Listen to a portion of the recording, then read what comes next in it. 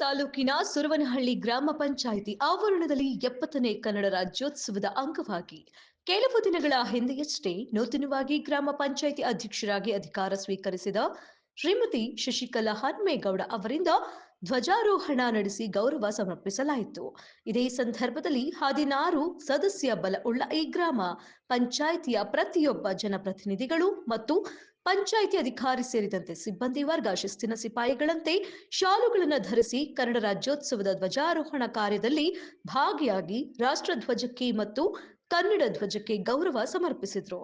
ಇದಲ್ಲದೆ ವಿಶೇಷವಾಗಿ ಮೊಟ್ಟಮೊದಲ ಬಾರಿಗೆ ಕನ್ನಡ ರಾಜ್ಯೋತ್ಸವದ ಪ್ರಯುಕ್ತ ಸುರವನಹಳ್ಳಿ ಗ್ರಾಮ ಪಂಚಾಯಿತಿ ವತಿಯಿಂದ ಸಾರ್ವಜನಿಕರಿಗೆ ಅನ್ನದಾಸೋಹ ಕಾರ್ಯಕ್ರಮವನ್ನು ಆಯೋಜನೆ ಮಾಡಿದ್ದು, ಸಾರ್ವಜನಿಕರು ಅನ್ನದಾಸೋಹದಲ್ಲಿ ಪಾಲ್ಗೊಂಡಿದ್ದರು. ಇದರ ಹಿನ್ನೆಲೆ ಸಾರ್ವಜನಿಕ ವಲಯದಲ್ಲಿ ನೂತನವಾಗಿ ಆಯ್ಕೆಯಾಗಿರುವ ಗ್ರಾಮ ಪಂಚಾಯಿತಿ ಅಧ್ಯಕ್ಷೆ ಸೇರಿದಂತೆ ಜನಪ್ರತಿನಿಧಿಗಳು ಪ್ರಶಂಸೆಗೆ ಪಾತ್ರರಾದರು.